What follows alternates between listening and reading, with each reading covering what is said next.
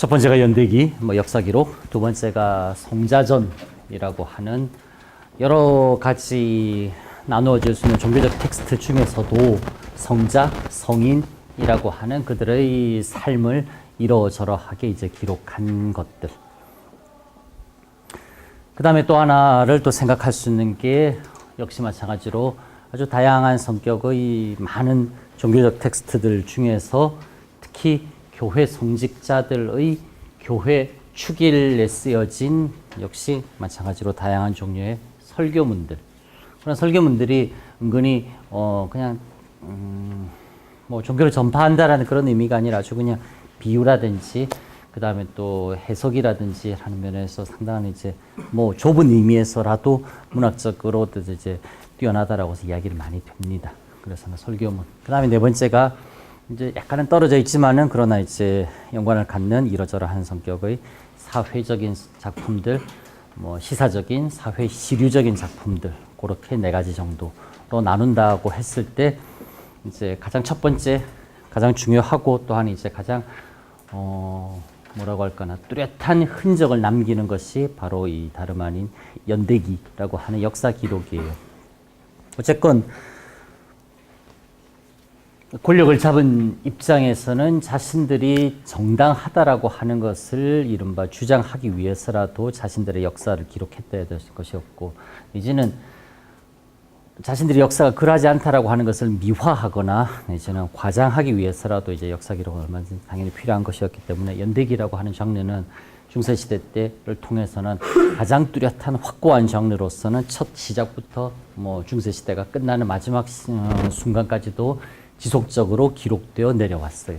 그리고 연대기라고 하는 것이 또 좀 그냥 단순하게 역사적인 이러저러한 사실들을 기록했다라고 하는 그 차원, 아주 그냥 건조하게 객관적인 사실들을 기록했다는 그 차원뿐만 아니라 지금 여기서는 좀 아니지만은 밑으로 내려가면 내려갈수록 다양한 성격의 문학 텍스트들, 다양한 성격의 이러저러한 종류의 글쓰기들을 그냥 일종의 그냥 컴필레이션처럼 그냥 다 그냥 이렇게 자기의 속으로 그냥 긁어 모으고 있습니다.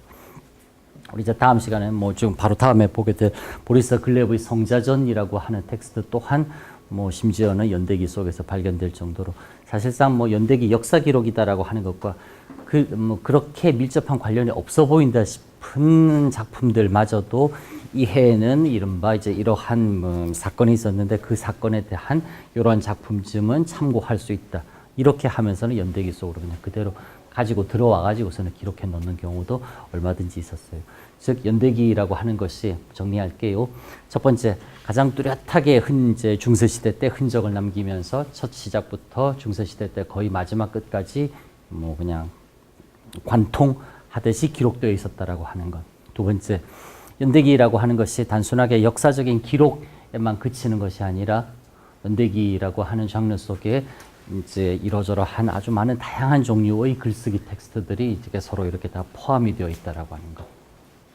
세 번째, 연대기라고 하는 역사 기록이라고 하는 이러한 성격의 글쓰기를 통해서 상대적으로 유럽에서 후발주자, 기독교를 받아들임에 있어서 조금은 뒤처졌다라고 자각한 이른바 오늘날의 러시아, 우크라이나, 벨라루스인들의 조상 동슬라브인들은 자신들의 조금은 뒤처진 역사를 스스로 자각했기 때문에 역사 시작, 인류의 그런 거의 뭐 이제 종교적인 그런 이제 신화적인 맥락을 통해서라도 이른바 인간의 첫 시작이라고 하는 부분하고 그냥 아무런 별다른 부담 없이 연결시켜서는 자신들이 사실상 기독교를 받아들임으로 인해서 이 넓은 기독교 세계에 함께 들어왔다라고 하는 안도감을 표현하는 데 있어서 아주 그냥 적극적으로 그렇게 활용하려고 했어요. 연대기 장르를 통해서는.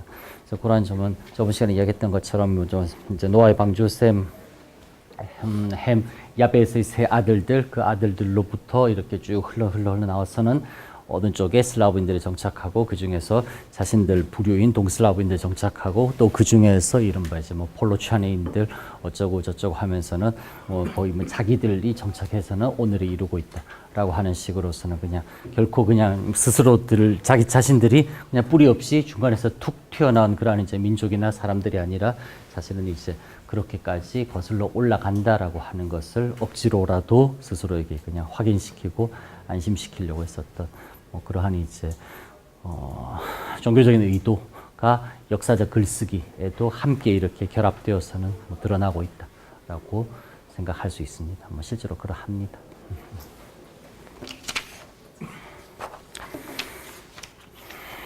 그래요. 그렇게 하면은 이제 원초 연대기에 대한 부분은 대략이나마 될 것 같고, 그 다음에는 이제 그 뒤에 이어가지고서는 오늘 프린트 2개 보겠습니다. 어떤 거 보면 3개가 될지 어떻게 될지 모르겠는데 3월 23일 날짜로 드렸었던 중세 러시아 문학의 첫 300년 키예프 루스 시대의 큰 흐름이라고 하는 그 프린트물 보고 볼게요.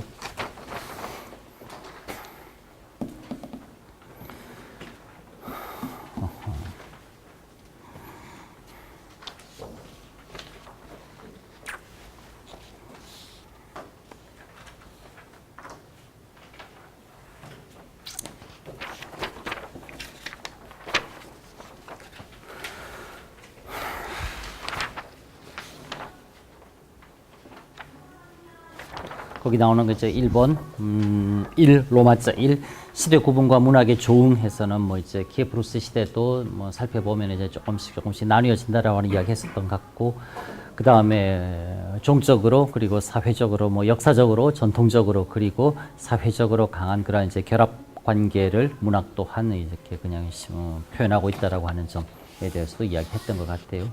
나중에도 계속 그냥 지속적으로 나올 겁니다. 언급될 거예요.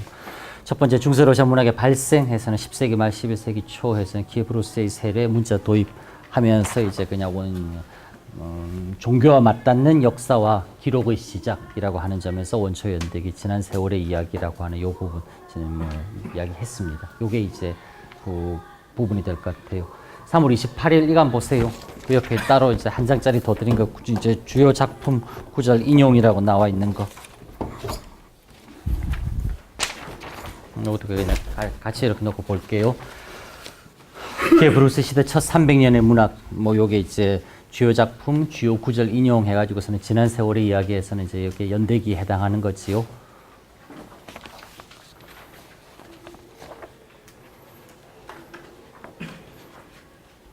나눠주는 프린트 잘 모으세요. 나눠주는 프린트 파일 하나 가지고서는 거기다가 확실하게 챙겨 놓으세요. 나중에 리포트 뭘로 쓰려고서는 갖다가 이거 뭐고 저거 뭐고 늘 우왕좌왕 그냥 찾고 있고. 지난 세월의 이야기 해가지고 있지요. 해가지고서는 거기 잠깐만 한 번만 더 살짝. 이 이야기는 러시아의 기원, 누가 처음으로 키예프에서 통치하기 시작했으며 러시아가 어떻게 생겨났는가를 말해주는 지나간 세월의 이야기이다라고서는 그렇게 나와 있지요. 번역 나와 있고. 그 다음에 번역 그냥 그대로 템돼서 가져왔는데 사실은 이제 러시아어로 적혀 있는 거, 러시아를 다 알아야 된다는 건 아니지만 요거 하나는 이야기합니다. 러시아 나와 있는 거, Вот повесть минувших лет, откуда пошла русская земля. 두 번째 줄이에요, 우제. 이미 кто в Киеве стал первым княжить и как возникла русская земля. 마지막 단어, 두 단어, русская земля, 러시아 땅이라고 하는 말이지요. 러시아어로 적혀 있는 거 찾을 수 있어요? 어디 이야기하는 건지 압니까? 눈에 보입니까? 루스카이 제물랴 나오지요. 해가지고서는 하고 싶은 이야기 두 번째 줄 이제 러시아 이제 이제 제일 첫 부분 그냥 약간 거의 제사 차례처럼 있는 부분이에요. 어디서부터 나왔는지 러시아 땅이, 그리고 누가 키예프에서 제일 먼저 통치하기 시작했는지, 그리고 어떻게 생겨났는지 러시아 땅이 해가지고서는 русская земля, откуда пошла русская земля, как возникла русская земля 해서는 러시아 땅이 어디서부터 시작되었고 러시아 땅이 또 어떻게 생겨나기 시작했는지 사실상 거의 비슷한 말인데 그렇게 일부러라도 русская земля라고 하는 말을 두 번을 반복하고 있어요. русская земля 거기 그냥 밑줄이라도 좀 긋고서는 좀 표시를 하고, 약간 매우 특징적인 현상이기도 한데 러시아인들에게 있어서 자기 자신들의 정체성, 우리는 러시아 사람들이다. 이제 그냥 우리는 그냥 루스인들이다라고 하는 그 정체성을 인식하는 데 있어서 그들은 땅이라고 하는 것을 통해서 자신들의 정체성을 인식하는 데 하나의 유용한 아주 그냥 큰 기준처럼 늘 작용을 시켰던 것 같습니다. 러시아 땅이 어디서 생겨났는가라고 하는 말로써 이 땅에 살고 있는 우리들이라고 할 수 있을 루스인들, 동슬라브인들, 우리가 어디서 생겨났는가, 우리는 누구인가라고 하는 그 질문에 대한 답으로서 마치 제시하는 것이 러시아 땅이라고 하는 이 땅은 어디서부터 생겨났으며 또 어떻게 흘러왔는가라고 하는 대답처럼 제시하는 다시피 하며 이른바 러시아 땅이라고 하는 것을 러시아인들 누구인가라고 하는 정체성이라고 하는 부분하고서는 그냥 아주 강하게 연관시키는 것 같아요. 이런 거는 나중에 근현대문학 가서라도 여전히 드러납니다. 여러분들 얼마나 알고 있는지 모르겠는데 19세기 후반 러시아 제정 때 심지어는 이러저러한 이제 1861년 알렉산드르 2세의 농노 해방령 이후 뭐 러시아에 조금 이제 급속도로 번져나가기 시작한 조금은 이제 자유주의적이면서도 조금은 개혁적인 흐름 그런 상황 속에서 생겨난 여러 가지 그런 이제 뭐 조금은 급진적인 결사, 급진적인 그런 이제 이념주의자들의 모임들 중에서도 심지어는 토지분배당이라고 하는 이름이 생기는 것처럼 물론 이제 직접적으로서는 이제 이 농지를 어떻게 이제 농민들에게 돌려줄 것인가라고 하는 그 문제하고서는 강하게 연결되어 있지만은 그렇게 생겨나기도 하는가 하면은 이른바 대지주의 사상, 즉 러시아인들의 순수한 정체성을 회복하고자 한다고 하면은 러시아 땅의 그러한 이제 정신으로서 다시 되돌아가야 된다라는 생각을 19세기 후반 1860년대, 70년대에도 다시 주장하기도 하는 등 러시아 사람들에게 땅이라고 하는 것은 뭐 자신들이 살고 있는 그런 이제 뭐 이 대지라고 하는 것은 결국은 그 대지 위에 살고 있는 사람들이 자신이 있다라고 하는 식으로서 아주 그냥 많이 이렇게 강하게 결부시킵니다. 그것뿐만 아니라 뭐 이제 우리 교재로 쓰는 이 책에도 나와 있는데 심지어는 나중에 조금 더 뒤로 가면은 어머니 대지 사상이라고 하는 그런 이제 생각도 나옵니다. 해가지고서는 근데 이제 이 모든 생명과 생산력을 주는 이 대지라고 하는 것 여기서 결국은 이제 뭐 자신들의 정체성을 확인하는 뭐 그런 측면으로서도 이 땅 뭐라고 하는 것 루스카이 제물랴 러시아 땅이라고 하는 이것 에 대한 아주 그냥 강한 귀속의식 같은 걸 러시아인들은 자신들의 정체성을 확립하고 또한 그것을 그냥 끊임없이 역사 속에서 재확인하는 가장 그냥 강력한 배경처럼으로도 뭐 러시아 땅이라고 하는 것을 그냥 강하게 어필하는 뭐 그쪽으로 강하게 되돌아가는 이제 그런 흐름을 그냥 지속적으로 보여줘요. 중세시대 때만 그런 게 아니라 나중에 근대 오늘날까지도 뭐 그런 거의 가장 첫 부분에 해당하는 증거다. 라고 말할 수 있을 게 뭐 러시아 역사 기록에서 첫 번째 문헌이다라고 말하는 지난 세월의 연대기 뭐 이야기라고 하는 이 연대기의 첫 시작이 러시아 땅이 어디서 생겨났는가를 뭐 알려주려고 한다. 그게 러시아인들의 역사이다. 뭐 이렇게 이야기 진행된다라는 게 뭐 그만큼 의미심장하다라고 생각할 수 있을 것 같아요. 다시 이제 돌아와가지고서는 루스 시대의 큰 흐름이라고 돌아와서는 기록의 역사의 시작, 지난 세월의 이야기, 그 다음에 성 블라디미르의 기독교 도입 988년 그렇게 이야기했지요.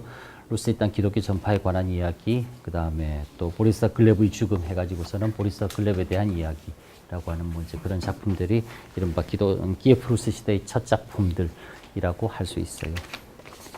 여기 주요 구절 인용이라고 하는 이 부분 보세요. 여기에 아까 봤었던 그 러시아 있는 거 말고 보리스 글렙의 생애전이라고 나와 있는 부분 뭐 이런 거는 이제 이야기가 좀 다양합니다. 생애전 스카자니에라고 하는 말로도 이야기하기도 하고 뭐 좀 다양한데 뭐 그것 자체가 장래의 분화 현상이라고 말할 수 있는데 3월 28일 날짜로 주었었던 주요 작품 주요 구절 인용 제일 밑에 있는 보리스 글렙의 생애전 뭐 거기 작품에서 잠깐 그냥 그대로 그냥 뭐 두 달락 끊어왔어요. 해가지고서는 뭐 내용 뭐 이야기는 잠깐 했었지요. 988년 키예프 루스에 처음으로 이제 기독교를 받아들이고 자기 자신이 개종을 하면서 키예프 루스를 이렇게 그냥 세례를 했었던 인물로서의 키예프 루스의 대공 이제 이 성 블라디미르라고 하는 사람을 그렇게 생각합니다. 자기가 죽을 때쯤 되어서는 이제 이 키예프 대공이라는 자리를 아들들 중에서 누구에게 물려줄 것인가라고 하는 걸 가지고서는 고민을 많이 했다고 해요. 아들이 무려 12명 있었대요. 이런 것 자체가 되게 그냥 많은 걸 그냥 얼핏이라도 떠오르게 하지요. 러시아 땅에 처음으로 기독교를 받아들였었던 공후였는데 그의 아들이 12명이 있었다. 라는 말 들으면 그냥 우리가 아무런 관련이 없다 하더라도 12명의 아들들 그 다음에 기독교를 처음으로 받아들였었던 공후 뭐 하면 뭔가 이렇게 많은 게 막 연상이 되지요. 첫 번째 아들이 있었어요. 스비아토폴크라고 하고 두 번째 아들 붙어서 마지막 12번째 아들들까지는 이제 엄마가 달랐어요. 그래가지고서 했습니다.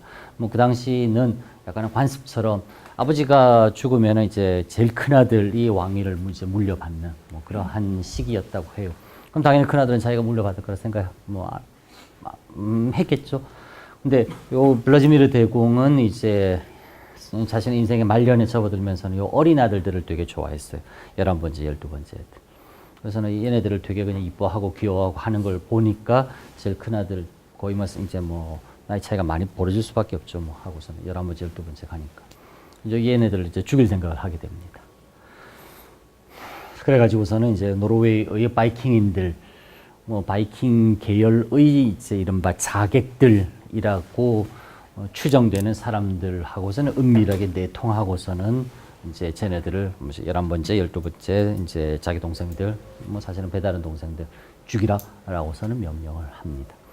자객들은 이제 뭐 명령에 충실히 따라가서는 이제 11번째 보리스라고 하는 이제 공호 죽이고 12번째 글레프라고 하는 뭐 그 당시 한 15살쯤으로 추정되던 이제 그 공호마저도 죽입니다.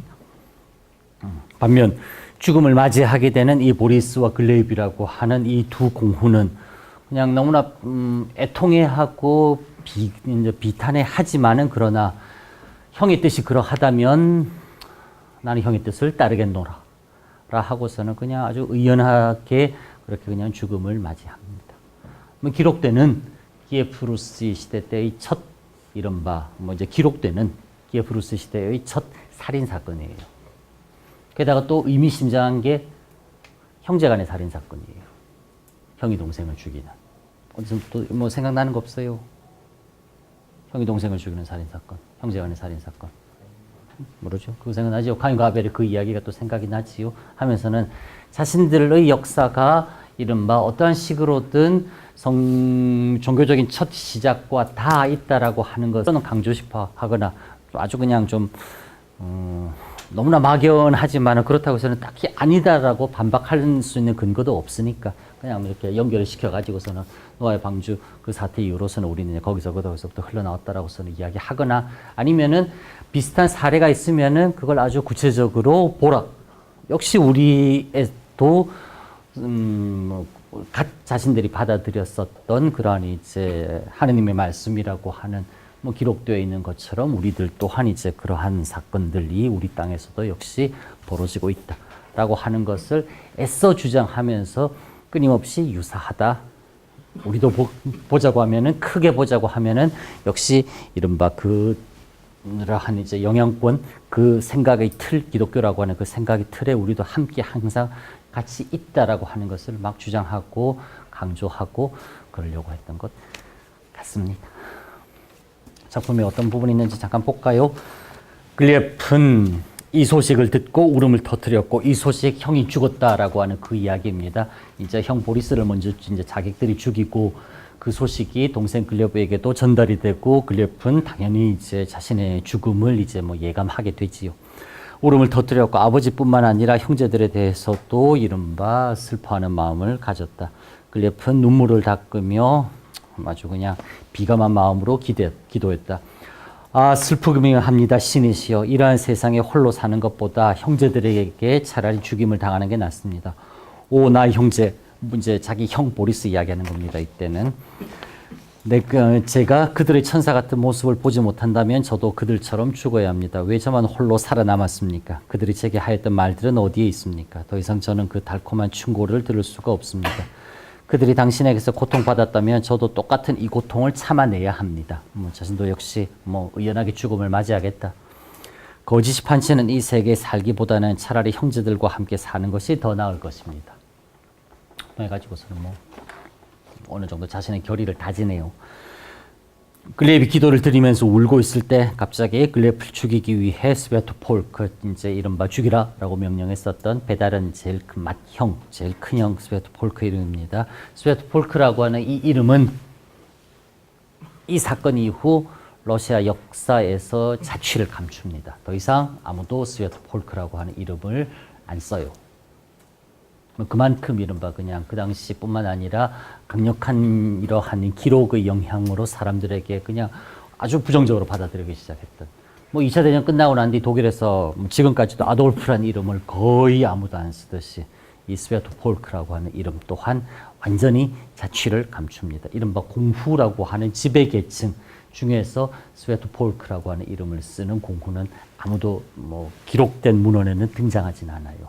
스베토폴크 이름 자체는 좋아요.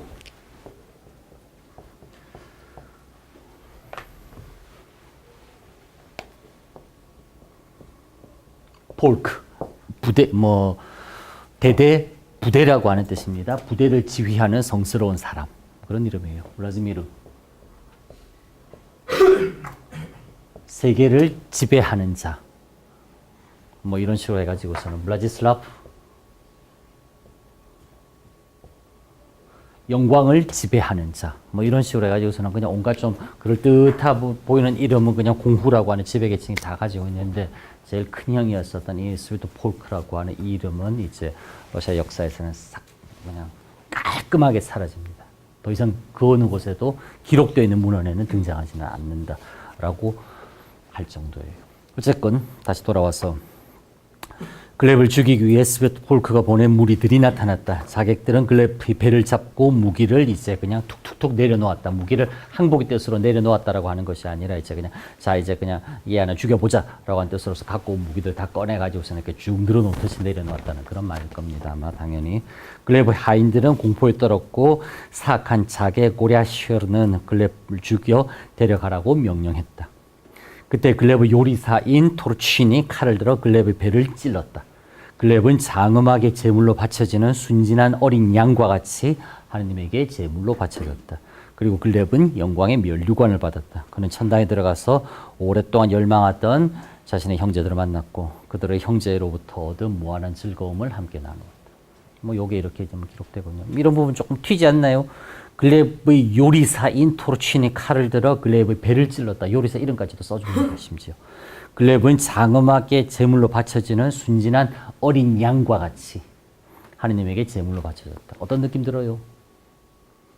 요리사가 와가지고서는 칼로 잡아가지고서는 13살, 15살쯤 되는 그냥 어린 그 공후의 배를 찔러가지고서는 가르고 피를 빼내고 심장을 끄집어내어가지고서는 제단에 바치는 제물처럼 그렇게 바쳐졌대요. 지금부터 너무 하드코어한가요? 하고 싶으면 뭘까요? 왜 이렇게 구체적으로 자세히 묘사할까? 무슨 느낌 받으라고? 그만큼 글렙이 억울한 희생이다. 정말 그냥 진짜 희생양처럼 그렇게 바쳐진 한마디로 그냥 아주 죄 없는 제물이다. 라고 하는 그런 느낌을 강하게 주려고 이렇게 요리사가 와가지고서는 정말 마치 그냥 요리사가 어린 양을 그냥 잡아가지고서는 요리하듯이 제물로 바치듯이 그렇게 희생을 위해서 그냥 바치는 정말 아무 죄 없는 그러나 우리 모두를 위해서 너 하나는 이른바 제단에 바쳐져야 된다. 미안하다. 바치는 그러한 이제 제물처럼 글렙이 어린 목숨을 자신이 이제 바쳤다라고 하는 그러한 비감한 분위기를 강조하고 그냥 분명하게 전달하기 위해서 이렇게 그냥 또박 써줍니다.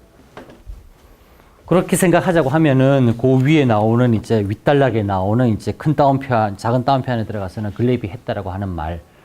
어떻게 생각하자고 하면은 이른바 지배자 가문에서 이른바 통치자로서 어렸을 때부터 교육받고 길러진 상황이라고 하면은 10서너 살의 어린아이라도 자신의 죽음을 앞두고 이런 식의 매우 정치적인 수사, 종교적인 이야기를 할 수 있을 것 같기도 해요. 나이에 상관없이 이른바 어렸을 때부터 강하게 키우잖아요. 어렸을 때부터 이른바 지도자 제목으로 키우잖아요. 후계자 수업 등등등 하면서.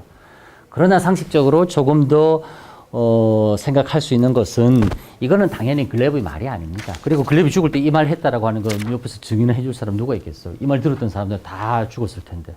글렙 하나만 딱 죽였겠어요? 글렙의 수행원이나 하인들, 뭐 비서들, 글렙 옆에 있던 무리들은 자객들이 다 죽였지. 설마 살려뒀겠어요?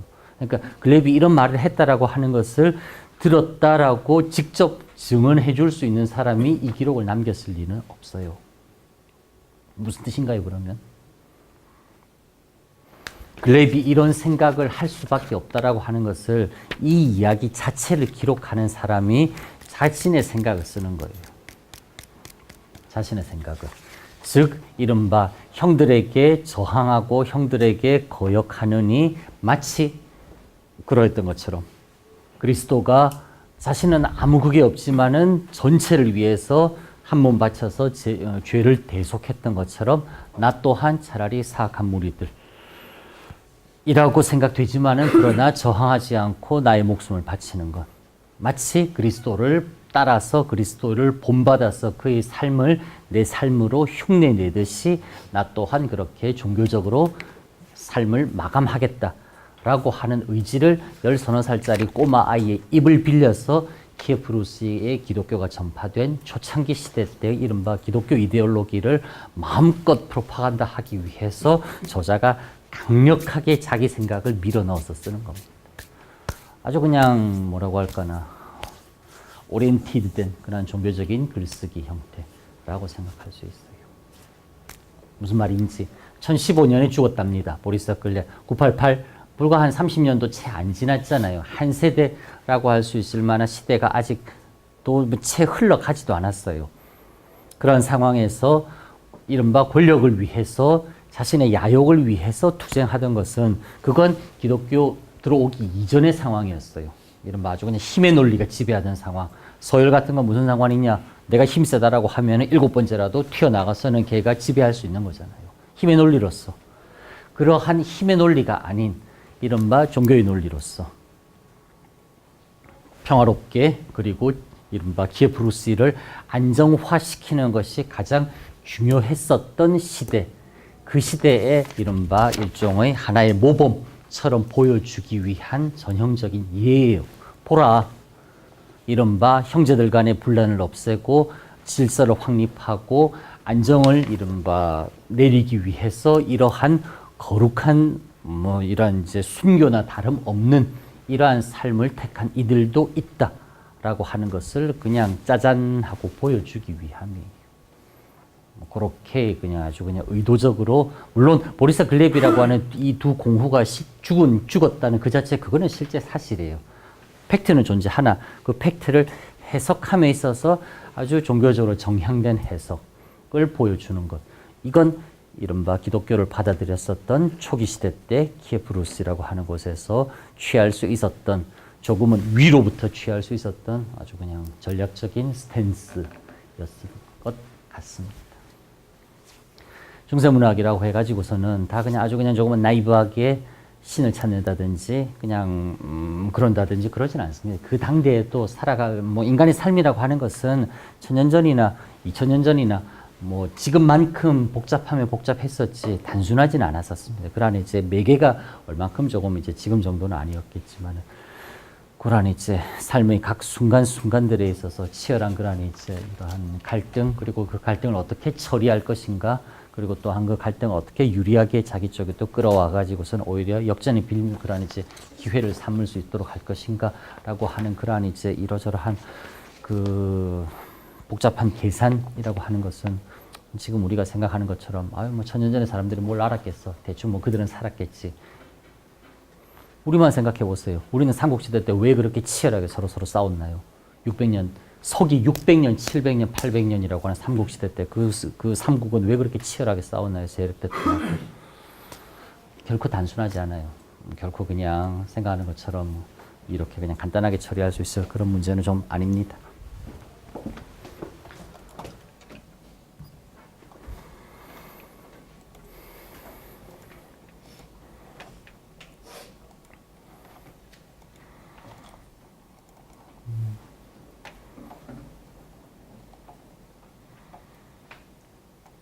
그래, 보리스 글렙의 초상화는 아니고 이콘이라고 하는 성화라고 하는 겁니다. 이콘은 원래 속 선생님 러시아 종교 책에 잘 나와 있지만은 원래 그리스도의 모습을 흉내내서 그리기 시작한 것, 에이컨이라 하나의 그냥 상징처럼 이제 그냥 이것이 보라, 이것이 그냥 그리스도이다라고 하는 모습을 그냥 강하게 그냥 하기 위해서 처음 시작한 거였고, 그게 이제 후대로 내려오면서는 이른바 그리스도의 모습, 내지는 성모의 모습, 내지는 그냥 그냥 대천사들의 모습 내지는 그냥 기독교 그냥 이제 이 12사제들 성인들의 모습 또 그런 성서적인 사건들을 그린 이른바 성스러운 사건들을 모티프로 한 모든 이제 일종의 그런 이제 이 시각 이미지 재현은 다 성화라고 부르기 시작했어요. 특히 뭐 이제 러시아에서는 자신들의 지역적 성인들, 자신들의 성인들의 모습도 그냥 아주 적극적으로 그리고 남기기도 했었습니다. 보리스와 이콘, 보리스와 글렙이에요. 이 사람 보리스, 이 사람 글렙. 보리스는 조금 더 나이 많기 때문에 여기 잘 보이는지 모르겠는데 턱수염이 좀 나 있고 글렙은 그만큼 어리다라고 하는 것을 보여주기 위해서 턱수염, 콧수염 아무 수염이 없는 이제 그런 모습으로서 그립니다. 러시아 종교회 사제들 이른바 뭐 러시아 교회에 있는 이제 사람들은 남자들이라고 하면 다 턱수염 길러요. 왜? 턱수염이라고 하는 게 이른바 성인 남성의 상징이에요. 러시아 말에 그런 말이 있습니다. 집에 브리쇼를 가까이다 버라다라고 하는 거 턱수염이라고 하는 말이에요. 야, 너한테 웬 턱수염이 왔다 갔더라? 웬 남자가 왔더라? 너 찾아 웬 남자 왔더라? 라고 하는 그런 말이기도 할 정도로 턱수염이라고 하는 것은 성인 남성을 그냥 아주 상징하는 그런 이제 전형적인 그런 이제 뭐 이 표현 중에 하나입니다. 나중에 보겠지만은 표트르 대제가 서구식 개혁을 추진하면서 내렸었던 강력한 조처 중에 하나가 턱수염 면도하라는 거였어요. 우리 이른바 구한말 시대 때 단발령 내려가지고서 머리 자르라고 했던 것처럼 러시아에서는 턱수염 깎아라. 왜? 유럽 그 어느 나라에도 이렇게 지저분하게 너저분하게 턱수염 길러 다니는 사람 아무도 없더라. 턱수염 깔끔하게 면도하고 너무 그러니까 콧수염 정도는 길러도 된다. 표트르 대제 조상은 나중에 보면 알겠지만은 갑옷 입고 멋지게 나옵니다. 깔끔하게 깨끗하게 면도한 상태에서 콧수염 살짝 기르고 있어요. 성인 남성이라고 하는 표시는 하지만은 수염을 이렇게 더부룩하게 기르고 있는 것, 그거는 18세기 초, 그 당시 표트르 대제의 그런 그 당시 러시아 사회 분위기에서는 이른바 수염을 기르고 있다라고 하는 것, 왠지 아라이치네한 것, 왠지 그냥 아주 낡은 것, 아주 오래된 것, 아주 의고적인 것, 이런 것으로 분류되어 가지고서는 조금 이제 뛰어넘어야 될 것, 그렇게 생각되었습니다. 하여튼 이야기 돌려서는 보리스 글렙의 이콘인데, 보리스는 저기 이제 형이었던 보리스는 어떻게 되지 이거는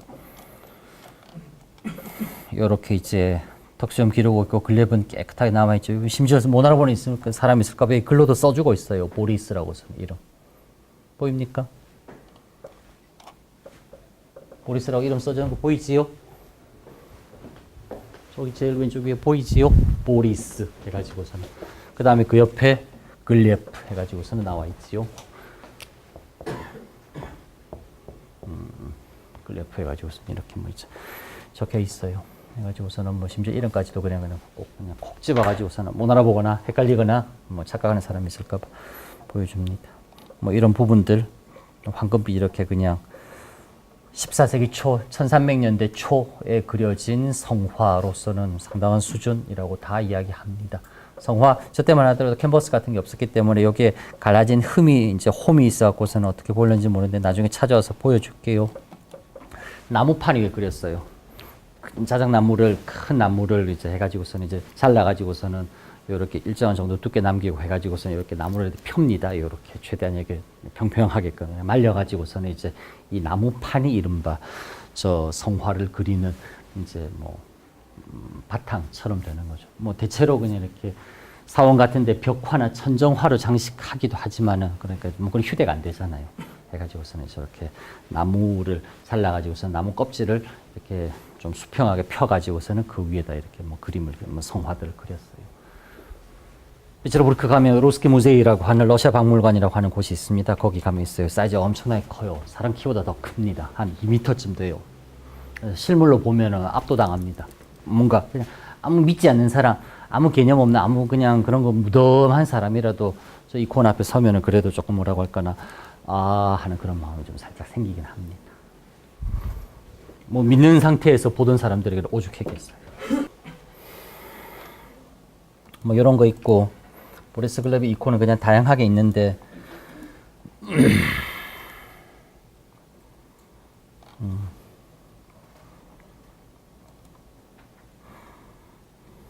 이렇게 말을 타고 가는 그런 이제 전형적인 모습도 있습니다. 아까 우리 봤었던 서 있는 모습, 요거는 그냥 이제 성인의 모습처럼 그려지기도 하고, 이른바 또 러시아에서는 스트라스 제르피에츠 이른바 그냥 고통을 참아냈다. 근데 믿음을 위해서 이교도인들에게 이른바 믿음을 위해서 그리스도교라고 하는 믿음을 이교도인들 이제 이슬람 믿는 사람들이 예를 들어 가지고서는 기독교냐 이슬람이냐 둘 중에 하나 선택해라. 난 차라리 기독교를 선택하겠다. 그래 그럼 나는 목을 잘라주마.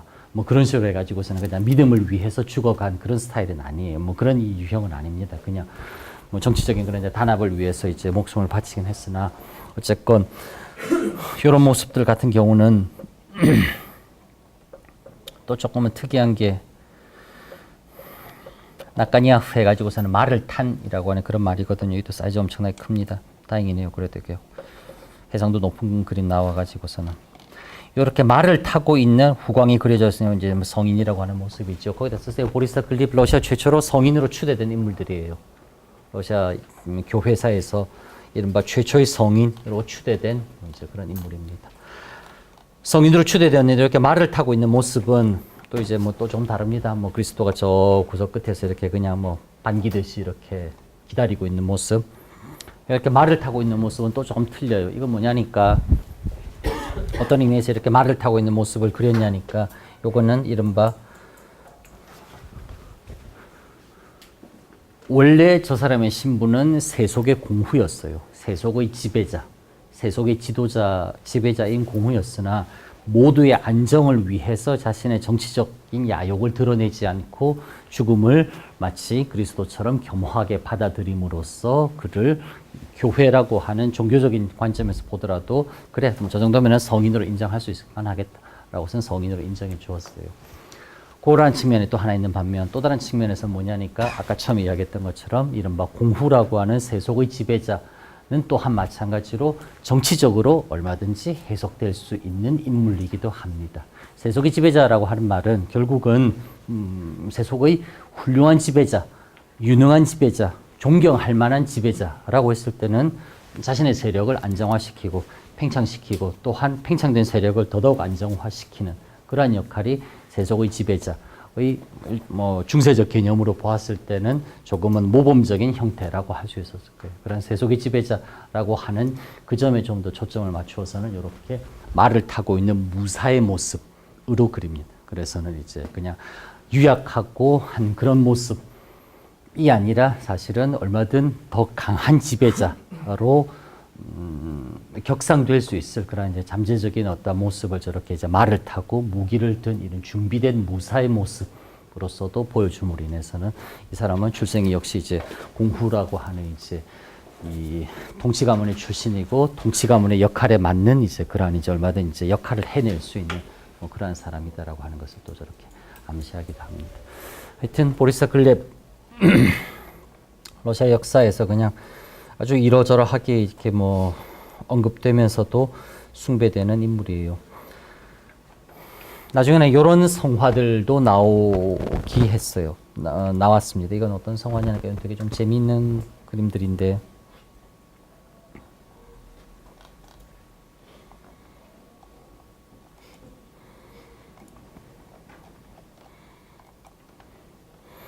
요게 이제 가운데 보리스 글렙의 모습을 그려놓고 그 다음에 양 사방을 돌아가면서 보리스 글렙 저 두 사람의 삶에 있어서 가장 중요한 순간들, 극적인 순간들을 저렇게 꼽아가지고서는 쭉 주변으로 돌아가면서는 마치 그냥 스틸컷처럼 보여주고 하는 것들을 주변에 저렇게 테두리처럼 배치합니다.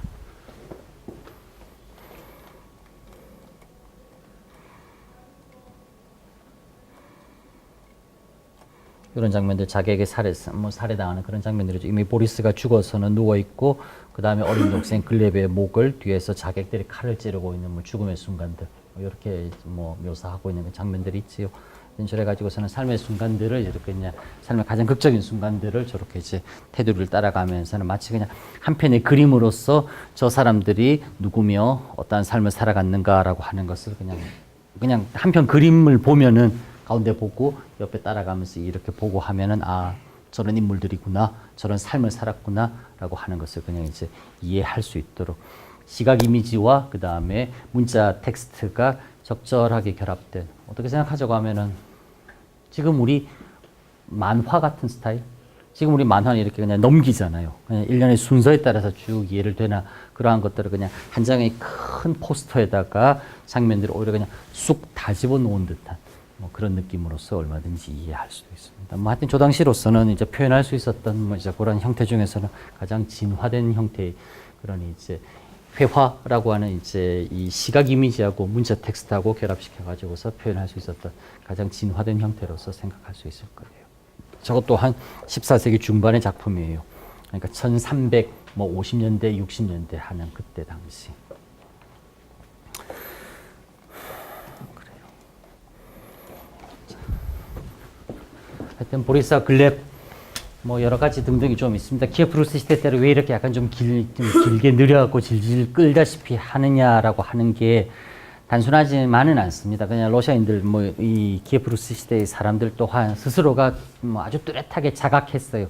지금 쓰는 이게 일종의 전범으로 남을 테고 처음 쓰기 시작하는 것들이니까 이게 어떤 상황에서든 어떤 의미에서든 결국은 이제 뭐 맥락을 지닐 수밖에 없다라고 하는 것을 그 당대인들 스스로가 뭐 정도의 약간 차이는 있었겠죠. 때로는 뚜렷하게 하죠. 때로는 조금 희미하게. 그러나 지금 내가 하는 이 행위가 큰 의미를 지니는 행위다. 역사적인 그런 이제 뭐 의미를 지니는 행위다라고 하는 것은 뚜렷하게 자각을 하고 있었고 거기에 걸맞는 어떤 종류의 이제 뭐 이 표현형을 보여주려고 애를 많이 쓰던 뭐 그런 상황이었습니다. 그래서는 키에프루스 시대 때 나온 것들이 다들 하나같이들 좀 굵직굵직하거나 그냥 크게 방향을 다 설정합니다. 역사문헌은 이렇게 기록한다. 그 다음에 성인들의 삶을 기록했다라고 하는 성자전은 또 이렇게 쓰는 게 일종의 그냥 캐논이 될 수 있는 것이다. 그 다음에 또 하나 이제 설교문은 이렇게 쓰는 것이 뭐 이른바 하나의 그냥 잘된 예로서 전범처럼 남을 수 있을 것이다. 그 다음에 시류적 텍스트는 또한 이런 것이야말로 어떤 의미에서 보자고 하면 조금 이러한 이제 큰 흐름에서는 떨어지고 하지만 어떻게 생각하면 뭐 가장 뭐 실용적인 텍스트로서 오늘의 삶에 대해서 반응할 수 있는 것이다. 뭐 이렇게 그냥 굵직굵직한 흐름들을 키에프루스 시대 때의 텍스트들이 다 사실은 설정을 해 놓습니다. 뭐 그냥 그게 중세 시대 때 나중에 모스크바 시대 때는 쪽에 그냥 뭐 내려받듯이 그냥 후대로 전승되어 내려간다라고서는 그렇게 생각할 수 있어요.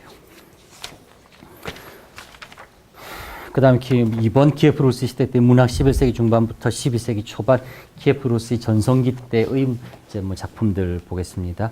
현공 야로슬라프의 통치 해가지고선 1019년부터 1054년 이 사람이 이제 10세기 초반 이른바 키에프루스 때의 키에프라고 하는 도시를 뭐 가장 실질적으로 그냥 안정화시킨 사람이에요. 이 사람이 이른바 뭐 블라지미르 이제 기독교를 도입한 그 블라지미르의 둘째 아들입니다. 그래서는 형 스베토폴크를 이제 스베토폴크가 보리사 글렙을 죽이고 난 뒤에 이건 아니다 해가지고서는 자기 형을 물리치고 자기가 이제 그 키예프의 대공의 자리에 오르는 그래서는 키예프를 한 30년 가까이 잘 이렇게 그냥 다스리면서 기독교가 키예프루스의 전체에 이렇게 그냥 안정적으로 정착되는데 뭐 가장 큰 역할을 해냈다라고 흔히들 평가됩니다. 죽을 때쯤이 다 되어 가지고서는 키예프의 소피아 대사원이라고 하는 이제 큰 사원을 그냥 축성을 합니다. 그리고서는 그 소피아 대사원의 준공식, 낙성식의 이른바 어떠한 이제 드디어 보라 우리 키예프에 이렇게 그냥 훌륭한 사원이 들어오게 되었으니라고서는 그 이제 사원의 그런 이제 준공을 축하하는 사원의 완성을 축하하는 그런 이제 뭐 그런 행사가 벌어지게 되었고 그 행사 때 키에프루스의 전체 교회의 가장 수장이었었던 일라리온이라고 하는 대주교가 이른바 그 사원의 준공 완성을 축하하는 그런 이제 축하의 메시지처럼 무엇인가 아주 그냥 장황한 작품을 을조립니다. 그렇게 축하의 메시지처럼 전한 작품이 지금 보는 율법과 은총에 관한 설교라고 하는 슬로바즈 자코니 블라가다츠라고 하는 그런 작품이 됩니다. 그 옆에 텍스트 잠깐 볼까요? 보면은 주요 구절 인용해가지고서는 이제 좀 가운데 그냥 두 번째 있는 거 키예프의 대주교 일라리온의 율법과 은총에 관한 이야기 그렇게 나오지요. 해가지고서 나오는데 여기서는 율법이라고 하는 것을 통해 가지고서는 유대인들 그리고 유대인들에게 엄격하게 지켜야 되는 일종의 법, 구약 그 다음에 그것과 약간 대비되는 개념으로서 제시하는 것이 은총. 그리고 기독교를 받아들인 모든 민족들이 일종의 공통된다시피 자신들의 이야기로서도 얼마든지 받아들이고 해석하고 더 이렇게 할 수 있었던 그 부분, 신약.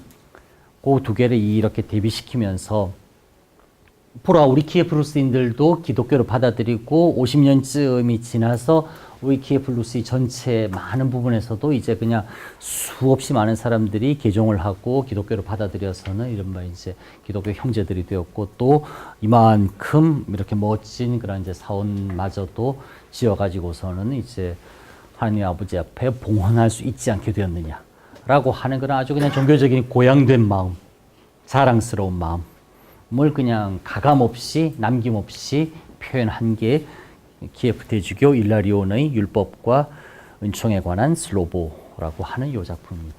이 작품은 당연히 생각하자고 하면 종교적인 작품이에요. 우리도 이만큼 한마디로 우리도 이만큼 이제 훌륭하게 종교적으로 성장했다. 우리도 이만큼 이제 멋진 이제 기독교 형제들이 되었고 키예프 또한 너무나 아름다운 기독교 도시가 되었고 키예프루스 또한 이른바 기독교의 땅이 되었다라고 하는 것을 주장하는 작품입니다. 당연하지만은 그걸로 끝나지 않아요. 사실 율법과 은총의 슬로보라고 하는 이 작품이 노리는 것은 이겁니다. 자신들에게 기독교를 전해 주었다라고 하는 이유로 자신들에게 큰형 노릇을 하고 자신들에게 많은 영향력을 행사해서 자신들을 지배하려고 끊임없이 하는 비잔틴 제국에 대한 종교적인 독립선언이에요. 우리 이제 더 이상 너네들 말 안 들을래. 비잔틴 제국에 너네들 늘 그냥 그리스 대주교 보내가지고서는 그냥 이래라 저래라 늘 간섭하고 우리한테 요구하는 거 있고 하는데 이제 그만해. 알겠다. 너네들 우리한테 기독교 전해준 것 고마워. 감사하다. 그러나 너네들 역할은 거기까지지 않니? 이제 여기는 우리 땅이야. 그리고 우리가 우리식으로 그리스도를 섬기겠다. 라고 하는 일종의 정치적인 독립선언이에요. 비잔틴으로부터요. 그걸 이른바 묘하게 바꿔가지고서는 표현하고 있는 게 율법과 은총에 관한 슬로보라고 하는 이런 작품입니다. 누누이 이야기합니다. 그냥 뭐 이렇게 팔이 안으로 굽듯이 옹호하거나 두둔하거나 변호하는 게 아니라 중세 텍스트라고 해가지고서는 그냥 아주 단순하게 그냥 한 측면에서 그래 이거는 그렇네 뭐 알겠어 저건 저렇구나 라고 그렇게 처리할 수 있을 만한 것은 사실상 단 하나도 없어요. 저번 시간에도 이야기했고 저저번 시간에도 이야기한 것 같아요. 글을 쓴다라고 하는 행위 자체가 아주 매우 뭐라고 할까나 제한된 행위였어요. 무슨 말이다. 글을 쓸 수 있는 능력을 가진 사람 또한 매우 적었고 글을 쓴다라고 하는 것 자체에 물질적으로 소요되는 비용 또한 만만치 않았던 상황이었어요. 그런 상황에서 그런 상황임에도 불구하고 그래도 뭔가를 써야 되겠다라고 했을 때는 정말 쓸 이유가 있을 때 정말 이거는 안 쓰면 안 되겠다라고 하는 생각을 가질 수밖에 없을 때 그때 쓰기 시작할 거예요. 그때 그렇게 쓰여진 텍스트는 결코 단순하지 않습니다. 많은 상황, 많은 맥락이 부딪히고 서로 간에 이러한 이제 뒤얽힌 관계에서 그래도 이 정도는 남겨야 되겠다 싶어서는 글을 쓰기 시작했다. 그렇기 때문에 그런 것들 중에서 또 많은 수는 지금까지 전해지지도 않아요. 지난 세월의 이야기, 대략 기록은 860년쯤, 850년쯤부터 기록은 시작돼요. 그래서는 1117년, 1118년 하는 그쯤까지 기록이 이어집니다. 그 다음에 또 기록이 또 2부처럼 이제 하나 더 이어지고, 그 지난 세월의 이야기라고 하는 요 이른바 문학 작품은 뭐 이야기하자고 하면은 그 작품은 지금 전해지는 텍스트로서는 1377년에 쓰여진 게 가장 오래된, 가장 지금 남아서 전해지는 것들 중에서 가장 오래된 텍스트예요. 그러니까 실제 기록하고 있는 것은 800년대, 900년대, 1000년대, 1100년대, 1200년대 일인데 그 1200년대 일까지 기록한 연대기가 지금 우리가 찾아볼 수 있는 것 중에서 가장 이른바 빨리 쓰여진 게 1377년에 베껴 쓴 사본 딱 하나예요. 그 이전 거는 존재하지도 않아요. 당연히 1377년에 베껴진 이 사본이 800년대, 900년대, 1000년대, 1100년대의 역사적 기록을 얼마만큼 충실하게 다시 베껴 쓰고 있느냐, 큰 의문표입니다. 그러긴 하나 지금 우리가 볼 수 있는 것 중에서는 그게 가장 오래된 것이니만큼 거기에 의존할 수밖에 없어요. 뒤집어 이야기한다고 하면은 그때 당시에 실제로 쓰여진 것들, 그러한 상황 속에서 쓰여지는 글, 결국은 뭔가 글로서 남았다라고 하는 것조차도 아주 힘든 상황이었고, 그렇게 남겨진 것들 또한 지금까지 전해지는 것 아주 이렇게 줄어들 수밖에 없어요. 그런 상황이기 때문에 지금 뭔가 이렇게 하나, 둘, 셋 이렇게 전해져 오서 발견되고 하는 것들은 당연히 그냥 이러한 관심을 가지고서는 뭐 바라볼 수밖에 없습니다. 하여튼 하고 싶었던 이야기는 대충 하지 않다라고 하는 이제 뭐 그런 이야기입니다. 그래서는 이제 율법 권청에 관한 이야기 조금 볼게요. 이렇게 표로 해가지고서 나눠두고 있지요. 그냥 작품 전체에 나오는 이야기인데 제가 그냥 작품 전체 다 보기 그래서는 그냥 간략하게 도표화 정리했어요. 이른바 구약에 나오는 사라와 하갈의 이야기. 아브라함인가요, 이삭인가요? 사라가 아이를 못 낳으니까 이른바 이제 애굽 사람이 나온 이집트인으로서 하갈이라고 하는 종을 이제 그냥 무슨 하지요. 그래서는 그 하갈에게서도 이렇게 자식이 나고, 뭐 그런 하갈이 그냥 아이를 못 하던 사라를 그냥 이제 본 부인을 갖다가 뭐 업신여기고 많은 뭐 그런 이야기도 이제 구약과에서 나오는 그 이야기 있잖아요. 거기서부터서는 이제 그냥 모티프처럼 해가지고서는 작품 전체를 끌고 갑니다. 이른바 사라로서는 구약 유태인을 위한 법, 그 다음에 하갈은 뭐 신학 기독교를 수용한 모든 민족에게 역시 같은 은혜가 내려질 것이다. 뭐 그렇게 이야기해야 뭐 구약과는 전혀 상관없는 슬라브인들 자신들이 그래 어느 정도 기독교인들이 자신들에게도 뭔가 어느 정도 미래를 갖다가 보장받을 수 있을 만한 그런 건 되잖아요. 그 다음에 율법과 은총이라고 이야기하고 결국 마지막에서 이야기하고 싶었던 것은 이제 사라와 하갈의 그 이야기, 오래된 것과 새로운 것, 낡은 것과 뭐 이제 새로운 것, 요 대비를 통해서는 낡은 것으로서 비잔틴을 치부하고 새로운 것으로서 이제 갓 기독교화된 자신들, 그러니까 자신들에게 이른바 은총이 내려질 것이고 자신들 또한 그리스도의 은혜를 받을 수 있고 하다라고 하는 그러한 이제 종교적인 영광 또한 자신들 누릴 수 있다라고 하는 그 자격을 갖추었다라고 하는 것을 이야기함과 동시에 자신들에게 기독교를 전해 주었다라고 하는 이유로 자신들을 많은 부분에서 컨트롤하려고 했었던 비잔틴에 대한 종교적이면서도 정치적, 문화적인 독립선언처럼 읽혀집니다. 그렇게 읽으라라고 쓴 거예요. 근데 그렇게 노골적으로 쓰진 않습니다. 그럼 싸우자라고 하는 이야기 되는 거니까. 은은하게 비유를 통해 가지고서는 돌렸으나 한 번 더 읽어보면은 이게 이렇게 그냥 단순한 그 말은 아니구나라고 하는 것은 다 이해할 수 있고 뭐 그렇게 쓰여졌다고 합니다. 한 부분 정도 그냥 끊어와서 볼까요? 로마는 표트로와 바벨을 천사로서 높이기로 했는데 베드로와 이 바벨을 말하는 거지요. 이는 그들에 의해 로마가 신이 아닌 예수 그리스도를 믿게 되었기 때문입니다. 저걸 이제 로마에게 복음을 전하는데 혁혁한 공을 세웠었던 베드로 이야기를 그렇게 합니다. 비츠르부르크가 무슨 말이에요? 상피츠르부르크.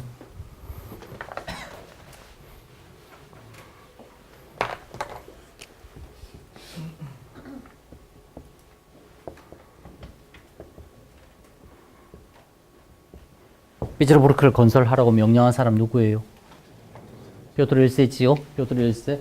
이렇게 비츠르다라고 나오는 이게 표트라고 하는 요게 이른바 이제 하나 딱 그냥 고유명사 쓸 때는 표트라는 이름이고 요렇게 이제 부르크라고 하는 도시의 개념을 뜻하는 이제 전미사처럼 쓰이는 보통 명사하고 결합할 때는 이제 요렇게 중간에 요게 하나 더 들어가 있습니다. 어쨌든 같은 사람이에요. 비츠르부르크를 건설하라고 명령한 사람이 표트르 대제라고 하는 황제이기 때문에 표트르 대제의 도시, 그 뜻으로서 도시 이름 장명한 게 비츠르부르크인가요? 그렇습니까? 아니에요. 무슨 말인가요? 성 베드로의 도시예요. 성 베드로의 도시. 표트르 대제. 표트르라는 이름은 이제 나오는 베드로의 러시아식 표기가 표트르입니다. 맞아요. 그래서는 이제 표트르 1세 할 때 그 표트르는 베드로라고 하는 그 뜻이긴 하나 자기 표트르 1세를 기리는 도시가 아니라 로마를 기독교화한 그 이른바 사도 베드로를 기리는 도시라고 하는 그 뜻이에요. 성 베드로의 도시. 세속의 황제 자신 피오트르 대제의 도시가 아닌가, 성 베드로의 도시. 로마를 기독교화하고 반석 위에 로마라고 하는 이른바 세계 기독교의 중심을 앉혔던 그 베드로처럼 이 베테르부르크, 우리 러시아인들의 이곳 또한 단단한 돌 위에 올려서서 영원하라라고 하는 그 뜻으로서 성 베드로의 도시로서 장명한 게 뭐 지금 러시아의 상트페테르부르크예요. 돌아와서 로마는 베드로와 바벨을 찬사로서 높이 기리는데 이는 그들에 의해 로마가 신의 아들 그리스도를 믿게 되었기 때문입니다. 아시아의 에페소와 파트모스는 신학자 요한을 찬양하고 인도는 노마를, 이집트는 마가를 찬양합니다. 이제 각각 이제 이 전파하는 성인들, 이제 뭐 사도들 말하는 거지요. 모든 나라와 모든 도시와 모든 사람들이 자신들의 스승을 경배하고 찬양하니 그 스승들은 모든 사람들에게 기독교를 가르쳐 주었습니다. 우리들도 스스로의 보잘것없는 찬사로서 자기 자신이 하는 말이 있지요. 위대하고 경이로운 일을 행한 우리의 스승, 우리의 지도자, 이 땅의 대공 성 블라디미르를 찬양하니 그는 연로한 이그리의 손자요 영광스러운 스비트슬라프의 아들입니다. 해가지고 뭐 족보 올리는 거예요. 무슨 말인가요?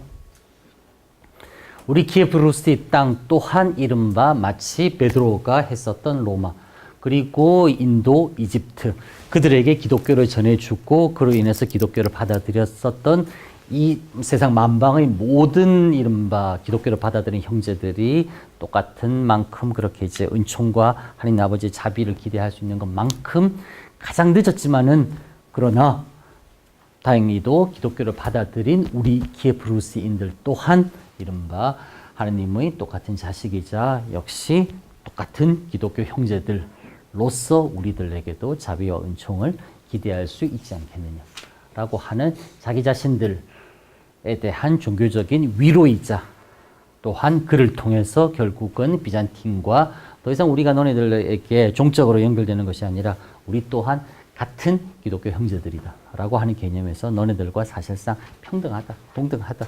그러니 너네들은 너네들 일, 우리 일은 우리가 하겠다라고 하는 일종의 종교적이면서도 정치적인 독립선언서로 율법과 은총에 관한 슬로보라고 하는 작품을 1054년 11세기 중반 기독교 받아들였다라고 하는 그 시대부터서는 한 50년, 뭐 그래요. 길게 잡아서 60년 합시다.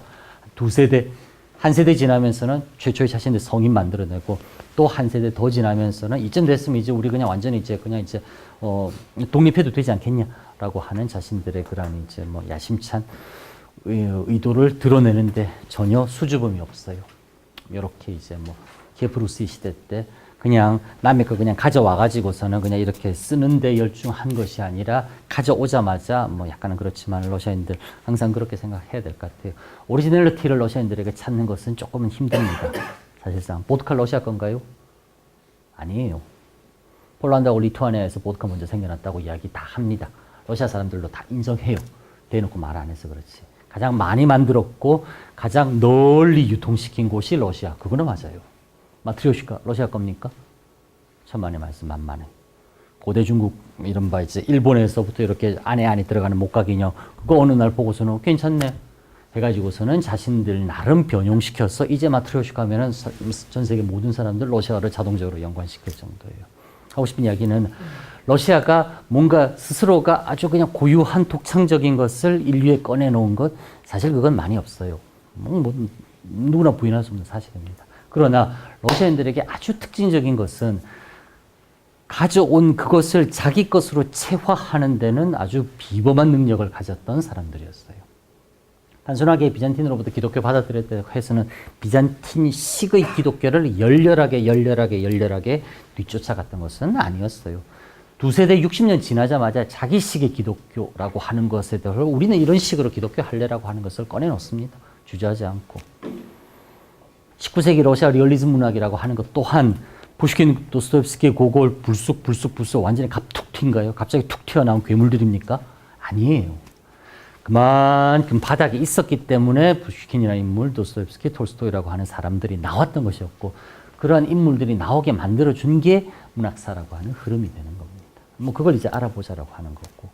그리고 도스토옙스키, 톨스토이, 푸시킨이 이른바 인류에게 선사하다시피 우리에게 남겨준 그 문학이라고 하는 것, 그것 또한 냉정하게 말하자고 하면은 그들이 뭔가 아주 자신들만의 오리지널한 것을 꺼내놓은 것은 또 아닙니다. 그들 동안 러시아 낭만주의로부터 물려받았고, 러시아 낭만주의는 독일 낭만주의가 큰 영향을 미쳤던 것이었고, 러시아 리얼리즘에는 프랑스식 리얼리즘이 아주 많이 가미되어서 형성되어 가기 시작했던 것들이에요. 자기 딱 문 닫아놓고 그 테두리 안에서 고민 많이 해서는 뭔가 끄집어낸 거 아니에요. 언제나 열려 있었고 들어온 것을 러시아는 그냥 받아들인 그대로 따라간 것이 아니라 들어오자마자 그걸 자기식으로 다시 변형해서는 끄집어내는 것. 그리고 그렇게 자기식, 자기체화해서 나온 것들이 그거는 완연히 러시아적인 것으로서 인류 전체의 아주 그냥 공동의 문화유산처럼 그렇게 우리가 받아들일 수 있어요. 그래서는 그냥 아주 조금은 폐쇄적이면서도 국수적인 관점에서 이거 얼마나 러시아틱한 거냐, 그걸 찾는 거 의미 없어요. 이걸 어떻게 러시아인들은 어떻게 자기화했느냐, 그걸 찾아보려고 하는 거, 그걸 알아보려고 하는 거, 그건 오히려 우리들에게도 많은 도움이 될 수 있습니다. 우리는 과연 어떻게 우리에게 흘러들어오는 것을 우리화하고 있는가 라고 하는 21세기 우리 스스로의 모습을 되살펴 보는데도 차라리 러시아는 좋은 하나의 그런 이제 학습의 대상이 될 수는 있어요. 그래서는 문학사라고 하는 것 또한 그런 맥락에서 지속적으로 좀 살펴보는 것. 그게 그냥 러시아 문학은 이렇게 흘러갔냐라고 하는 흐름을 보는 것이 필요하기도 한 만큼 사실상 대학이라고 하는 곳에서 문학이라고 하는 것, 특히 외국 문학이라고 하는 것을 전공으로 한다라고 했을 때 가장 큰 의미는 오늘을 살아가는 우리에게 내가 이렇게 많은 시간과 노력, 비용을 들여서 배우는 외국 문학이라고 하는 것이 과연 어떤 의미가 있을 것인가 라고 하는 것을 지금 나라고 하는 거울에 비추어 가지고서는 이제 풀어낼 수 있어야 될 겁니다. 그러기 위해서라도 러시아 문학이라고 하는 것은 우리에게 많은 이렇게 시사점과 이른바 공부할 수 있을 만한 거리를 주는, 나름 제 생각이긴 합니다만 다른 여타의 이러저러한 대상들보다는 차라리 나을 것 같긴 해요. 그렇습니다. 그래요. 그 정도 할게요. 돌아와서는 이제 빨리빨리 진도 끝냅시다.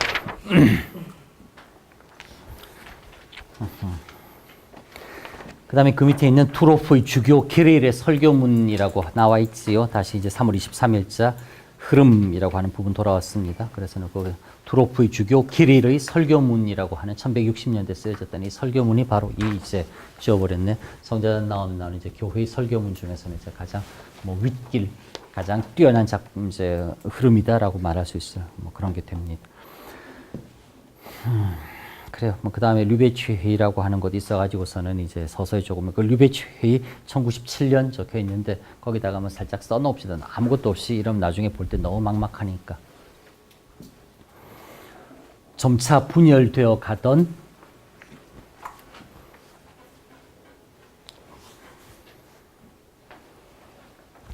키예프 루시의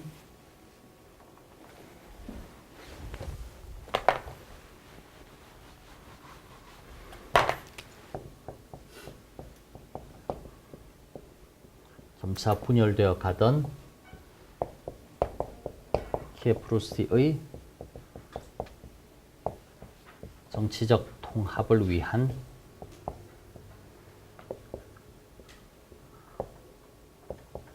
공후회의가 류베치라고 하는 오늘날의 키예프에서 멀리 떨어지지 않은 지명입니다. 거기 그냥 다 모여가지고서는 이제 한 100년쯤 지나면서는 이제 공후 가문의 이제 후계들이 좀 늘어나고 복잡해지면서는 그런 이제 이 상속, 그 다음에 통치에 대한 문제가 좀 많이 꼬이기 시작했어요.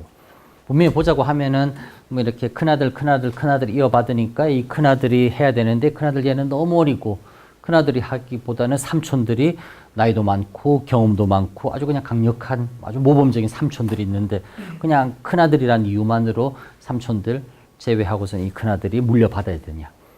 수긍하는 사람도 있었겠고, 그건 좀 아니잖아. 차라리 그래 우리 조카가 올 때까지 내가 다스려 주마 라고 하는 그런 선의로서 보였었던 삼촌들도 있고 다양했었습니다. 그러면서 그냥 이게 막 복잡해지기 시작하자. 좀 모여보자. 우리 이건 좀 아니지 않냐. 모여가지고 이 사태를 어떻게 해결해 나갈 것인지, 앞으로 더가 오히려 차라리 문제일 수 있다. 어떻게 할 것인지 회의를 좀 가지자 라고 해서 모였던 게 류베치 회의라고 하는 이런 부분들이 됩니다. 이게 사실은 그 뒤에 나오는 봉건 분할 시대의 문학이라고 하는 12세기 중후반부터 13세기 초까지 이제 그냥 조금은 화합하기 힘들다 싶을 정도로 키에프 루스이가 이렇게 그냥 좀 잘게 나누어지고, 그렇게 잘게 나누어진 각각의 공후들이 서로 은근 갈등하고 반목하고 중재자를 찾기 힘들어지고, 심지어 무력 충돌까지 벌어지게 되면서 내부에서 아주 그냥 불만, 내부에서도 그냥 그렇게 그냥 극에 오르던 그 시기, 바깥에서 다가온 거대한 힘이라고 하는 몽고 타타르에 의해서 키에프 루스이는 그냥 거의 훅 집처럼 넘어가 버립니다. 그냥 단순하게 그냥 쓰러지듯이 하게 돼서 그렇게 됩니다. 봉건 분할 시대의 문학에서는 12세기 후반, 13세기 중반 키에프 루스의 갈등이라고 하고, 봉건 공후들의 반목이 절정에 올랐다라고 하는 요 시기에 나온 게 이거리 원정기라고 하는, 이거리 원정기 메모리 긁어 놓으세요. 키에프 루스 시대의 문학 중에서 하나 고르자. 아니야. 중세 700년 문학 중에서 딱 하나 고르자라고 하면은 누구나 다 이거리 원정기, 슬로와 벌고 이그러비에라고 하는 이거리 원정기라고 하는 작품을 고릅니다. 가장 정통적 의미에서 문학 작품이라고 할 수 있어요. 연대기, 어쨌든 그 역사 기록이잖아. 역사 기록이 문학인가? 좀 그렇지. 성자전 훌륭해. 보리사 글렙의 생애를 그렇게 아주 문학적으로, 아주 정치적으로, 수사적으로 잘 표현했네. 그래도 역시 성인들의 삶을 기록했다라고 하는, 그 성인들의 삶이라고 하는 것이 일정한 패턴을 지니고 있는 이만큼 그거 문학이라고 할 수 있을까? 조금 힘들겠네. 설교문 좋아. 설교문에서 아주 그냥 그렇게 화려한 신학적인 비유들 멋지네, 훌륭하네. 문학이 비교해도 손색 전혀 없네. 그래도 일단은 그거는 설교라고 하는 형식의 종교라고 하는 것이 맥락에 깔리는 거잖아. 그거 문학 작품이라 말하기 힘들잖아. 알겠어? 그럼 뭘 문학 작품이라고 말해야 되냐? 이거리 원정기. 이거는 문학 작품이에요. 이거는 이거리 원정기라고 하는 이 작품은 중세시대 700년 전체를 관통한다 하더라도 단 하나 꼽자고 했을 때 근대적 의미에서 이렇게 아주 엄격하게 적용시킨다 하더라도 이건 문학 작품이에요. 17세기에 가서 아바쿰이라고 하는 이른바 사제의 자서전이 하나 더 있습니다. 그거하고 지금 이거리 원정기 요것하고 두 개는 이른바 중세시대 때 현대의 그런 이제 아주 이렇게 까다로운 개념을 적용시킨다 하더라도 문학 작품이라고 할 수 있을 작품입니다. 좋아요. 좋습니다. 문학 작품 이거리 원정기는. 그 다음 여기까지만 하고 오늘 그냥 끝내죠. 그 다음에 이제 몽고와 타타르의 침입에 직면해 가지고서는 그냥 이렇게 그냥 속절없이 무너져가는, 그냥 허무하다시피 할 정도로 그냥 무너져가는 키에프 루스의 그런 이제 모습을 너무나 안타깝고 그냥 비감에 찬 그런 이제 심정으로 토로한 작품들이 또 있습니다. 거기 13세기 초에 있는데 옆에 보이는 러시아 땅의 패망에 관한 이야기, 바투에 의한 랴잔의 점령 이야기, 뭐 그런 것들이 있고. 그 다음에 그 시기는 아니지만은 조금 더 다른 시기인데 수도원장 다니엘이라고 하는 사람의 팔레스타인, 오늘날의 이스라엘 땅 여행기, 순례기가 있고, 그 다음에 키에프 루스 시대 때 문학을 사실상 이제 문을 닫는다라고 할 수 있을 알렉산드르 니엡스키라고 하는 장군의 생애전, 그런 게 또 있습니다. 그 정도 하면은 키에프 루스 시대 때의 문학, 첫 300년의 문학은 어느 정도 이야기를 다 할 수 있을 것 같아요. 지도가 빨리 계속 안 떨어지는데. 그래, 다음 시간에는 정말 진짜 좀 빨리 해가지고서는 이제 끝내도록 하겠습니다. 3월이 다 갔는데. 프린트물 잃어버리지 마세요. 들고 다녀야 됩니다. 그래, 오늘 여기까지만 할게요. 수고 많았습니다.